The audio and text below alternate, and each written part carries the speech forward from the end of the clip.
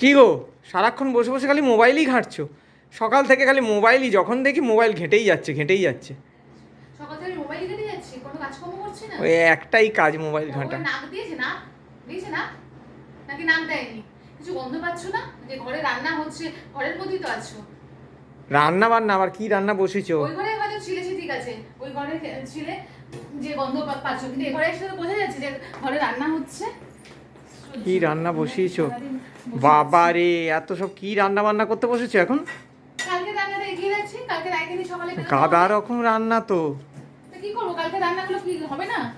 কালকে রাইতে সকালে আরে এত রকম শাক সবজি এখন দাম হয়েছে জানো? এত রকম রান্না বান্না করা কোনো পোষায়? মানে কত শাক সবজির দাম জানো? শাক সবজি বলতে ওটা কথাটা ইউজ করে মানুষ, রান্না অনেকগুলো, সেইটা বলতে চাইছি যে কত কিছু। পটলের কাঁকরোলটা ভাজা করেছি ডাল দিয়ে খাওয়ার জন্য, আর এখানে মুগ ডাল করেছি। এটা পেঁপেটা শুকিয়ে যাচ্ছিল, ওই পেঁপে একটুখানি ছিল, আমি শুধু পেঁপে দেবো, একটুখানি কুমড়ো ছিল ওটাও দিয়ে দিলাম। আর ইলিশ মাছটা করবো ওই এটা দিয়ে, একটু বেগুনটা একটুখানি ছিল বলে দুটো করে বেগুন দিয়েছি।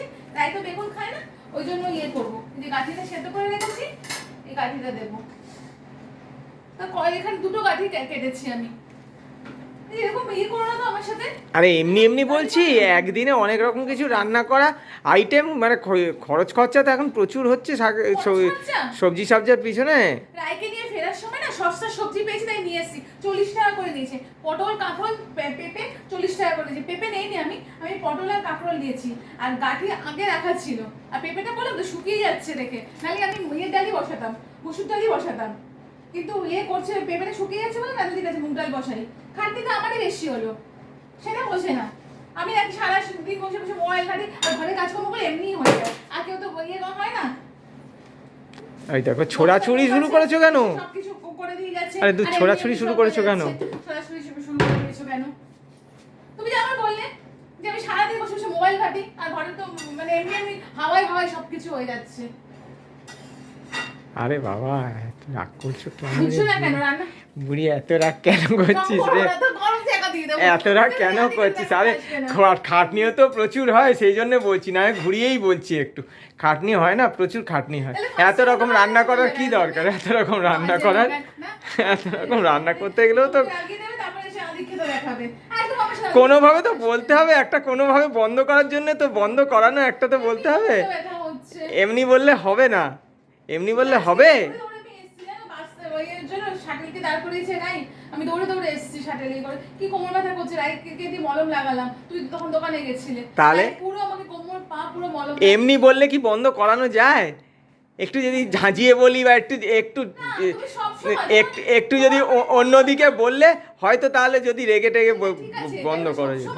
একটা মানুষ দেখো, সেই সকাল ভোর 5টা থেকে চলছে, সব কাজ সেরে আবার আইকে আনতে গেছি দুপুরবেলা, দিয়ে ফিরেছি, বাজার করে নিয়ে ফিরেছি, এসে দেখো কালকে রান্নাটা আবার ভোরে বেরোতে হবে, ওই জন্য সব রান্না গুছিয়ে রাখছি।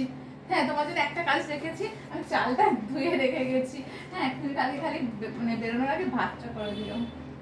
এখন ভাতটা করলে বাসি ভাতটা। আরে বাবা ঠিক আছে, ওটা হয়ে যাবে, ওটা একটা কাজ হয়ে যাবে। তাহলে মাসি আসবে তো, কেন তার আগে তুমি বেরোতে পারবে না। মাসি আসলে তারপর তুমি বেরিও। ঠিক আছে, ঠিক আছে, ঠিক আছে, ঠিক আছে। সবসময় আগে খচাবে, তারপর কথা বলবে, বাজে লোক একটা। দেখেছিস তো বাবাকে এরকম আমার পিছনে ওনারও লাগবে, আসলে কোনটা সত্যি কোনটা মিথ্যে না আমি বুঝতে পারি না, যে কোনটা রিয়ালে আমাকে ভালোর জন্য বলছে নাকি আমাকে গালাগালি দিচ্ছে। আমি ভালোটাও বুঝি না, আমি গালাগালিটাও বুঝি না, কোনটা বলতে চাইছে।